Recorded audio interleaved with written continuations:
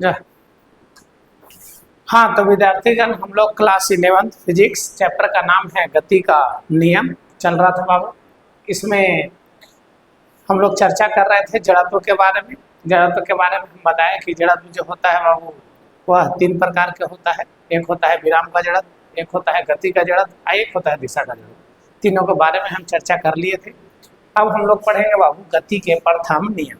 ठीक है, तो एक एक करके हम लोग लिखते चलेंगे। पहला होगा बाबू गति के प्रथम नियम। हेडिंग बनाएंगे गति के प्रथम नियम। गति के प्रथम नियम, ठीक है। अब गति के प्रथम नियम में हम लोग शुरुआत करेंगे। गति के प्रथम नियम में यह क्या होता है, ठीक है। तो कहता है कोई वस्तु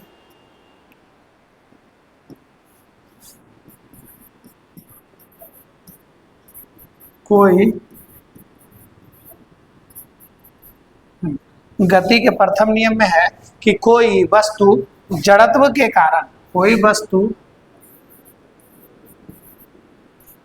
जड़त्व के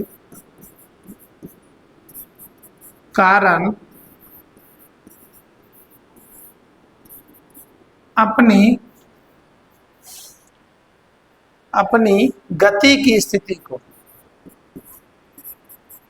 गति की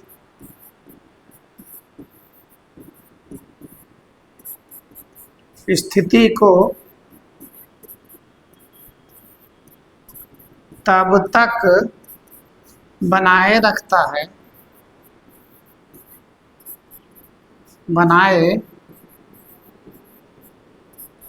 रखता है जब तक कि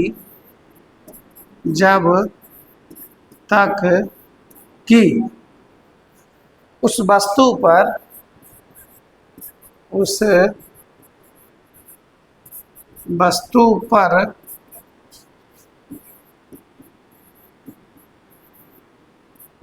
बाह्य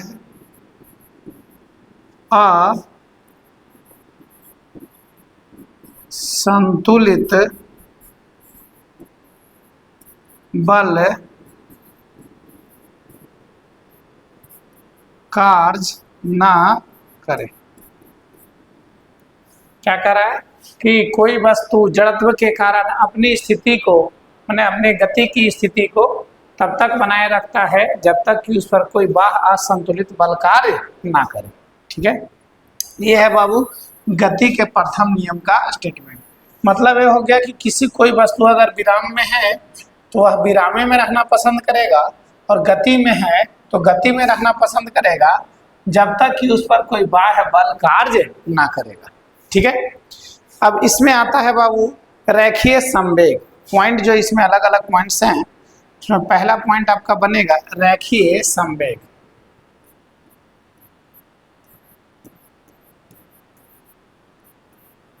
रेखीय संवेग। अब रेखीय संवेग क्या होता है, तो कहता है किसी भी वस्तु की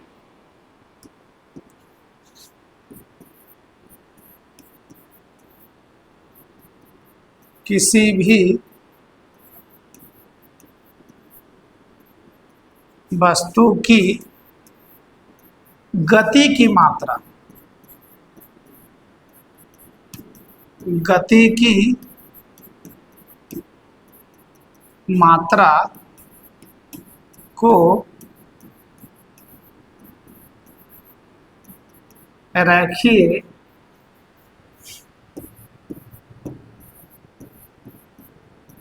संवेग कहते हैं। और भी आप बोलना चाहते हैं बाबू दूसरे शब्दों में, तो आप ये भी बोल सकते हैं, दूसरे शब्दों में यह कह सकते हैं आप कि वस्तु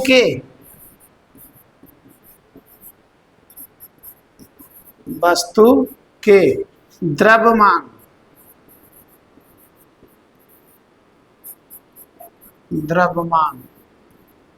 एवं वेग के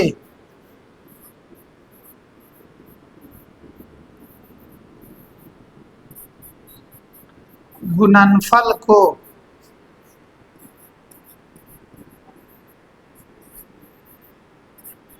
रेखीय संवेग कहते हैं। मतलब यहां से निकल कर क्या आएगा कि रेखीय संवेग बराबर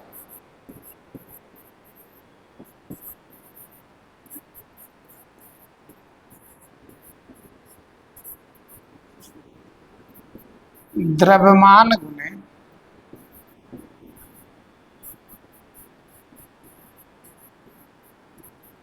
संवेग को P से सूचित करेंगे तो ये हो जाएगा m इंटू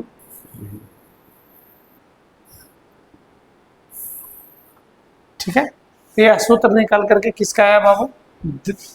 रेखीय संवेग का। रेखीय संवेग जो होता है उसका सूत्र निकल करके आ गया द्रव्यमान गुणे वेग। तो इसका मात्रक भी लिख लेते हैं। रेखीय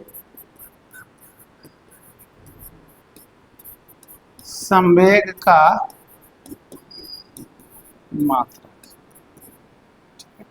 अब रेखीय संवेग का मात्रक देखिए क्या होता है। द्रव्यमान का होगा केजी और वेग का होता है मीटर बटा सेकंड।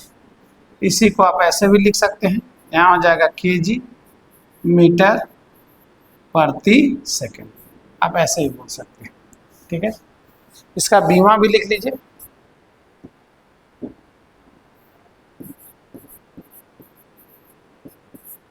रेखीय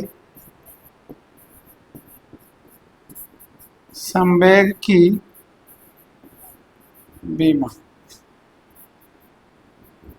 बीमा हो जाएगा बाबू, द्रव्यमान के लिए यूज करते हैं m का और वेग के लिए यूज करते हैं LT-1 का, ठीक है। इसका बीमा हो गया। तो यह हो गया रेखीय संवेग। अब हम लोगों को पढ़ना है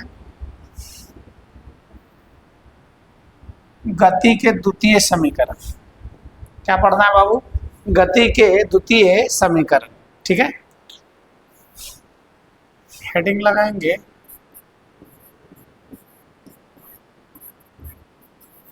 गति के द्वितीय नियम। बोलो समीकरण तो हम लोग पढ़ चुके। गति के द्वितीय नियम, ठीक है।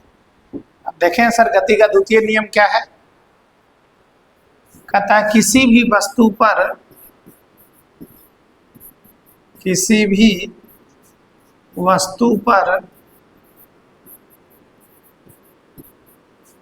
लगाया गया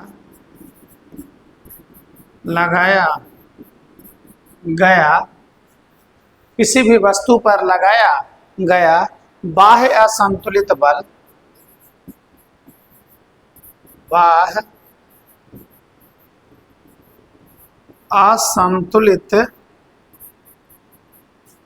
बल किसी भी वस्तु पर लगाया गया बाह्य असंतुलित बल उसके संवेग में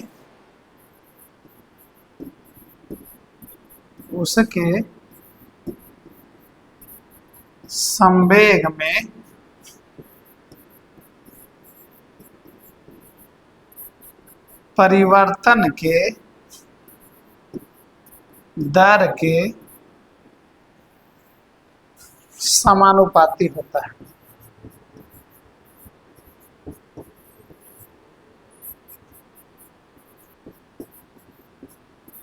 समानुपाती होता है।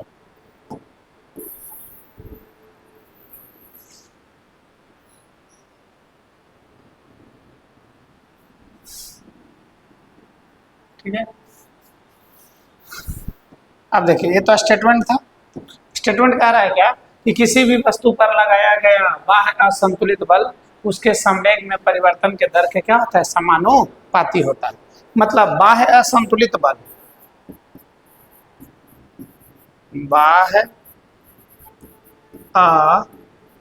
असंतुलित बाह्य असंतुलित बल समानुपाती होता है संवेग में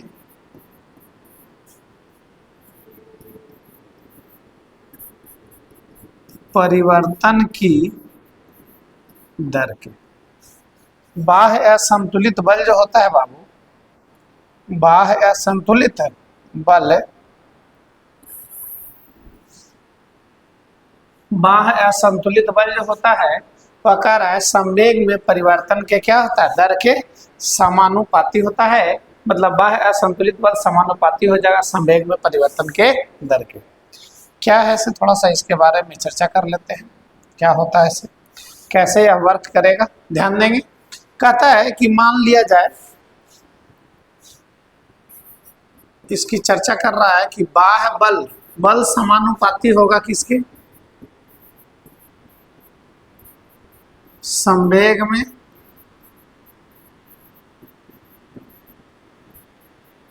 परिवर्तन, अब बटा क्या होता है, समय में परिवर्तन, समय में परिवर्तन, ठीक है। बल हो जाएगा F समानुपाती, यह हो जाएगा डेल्टा P और बटा होता है डेल्टा T, ठीक है। अभी क्या होंगे से देखो, मान लेते हैं कोई m द्रव्यमान के वस्तु है और u वेग से चल रहा है। u का मतलब होता है प्रारंभिक वेग। दूसरा एक और बॉडी लिया गया है,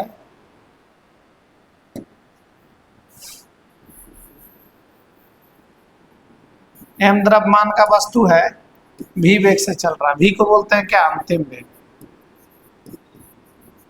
अंतिम वेग, ठीक है। अगर इसका हम संवेग निकालेंगे, संवेग क्या होता है, द्रव्यमान गुने वेग, तो द्रव्यमान हो जाएगा m और वेग हो जाएगा v। ये कौन सा संवेग निकालना, जो चूंकि यह प्रारंभिक वेग है इसलिए यह संवेग निकलेगा कौन सा, प्रारंभिक।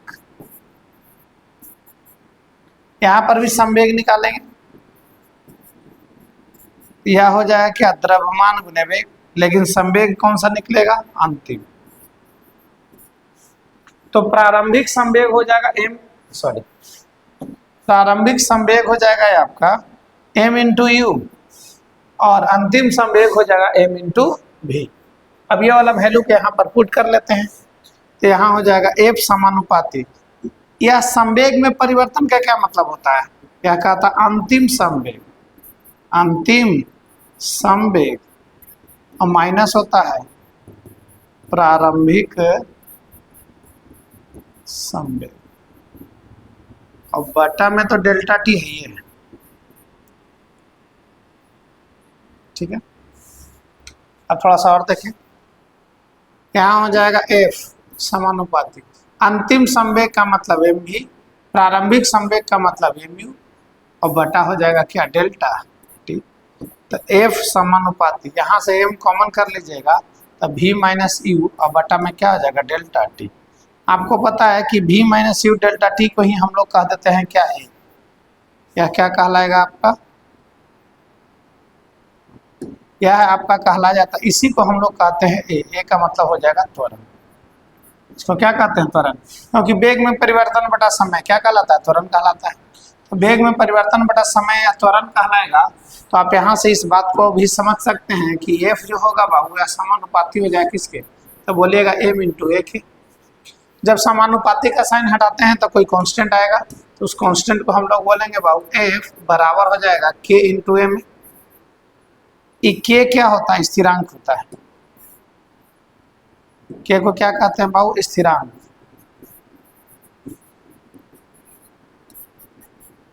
स्थिरांक और k का मान होता है 1। कैसे पता चलता है, प्रयोगों से, प्रयोगों से यह पता चलता है कि k का मान क्या होगा, 1। जब इसका मान 1 हो जाएगा तो F बराबर क्या हो जाएगा, m इंटू ए। F बराबर निकल कर क्या आ गया, m इंटू ए। मतलब ये है कि आप इस बात को बोल सकते हैं कि गति के दूसरे नियम से बल का परिभाषा प्राप्त होता है। क्या बोल सकते हैं, गति के गति के दूसरे नियम से बल की परिभाषा प्राप्त होती है। बल की परिभाषा मिलता है। ठीक है, तो ये हो गया प्रथम नियम, ये वाला हो गया द्वितीय नियम। यहाँ तक किन्हीं को कोई दिक्कत नहीं है। आप वीडियो को आराम से लिखो, एक बार फिर मैं नीचे कर देता हूँ, आराम आराम से देख लो। ठीक है, एक एक करके बात को समझना है और समझते हुए उसको लिखते हुए भी चलना है। ठीक है, ऐसा नहीं कि ऐसे करना है इसको।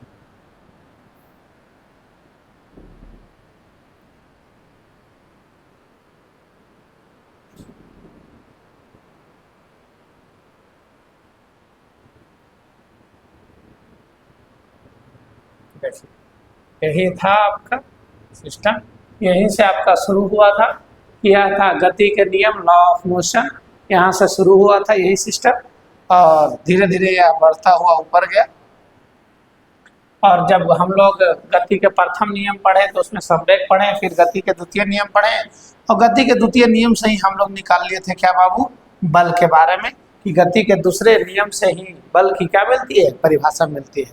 आज के लिए इतना ही। ठीक है, नेक्स्ट वीडियो में।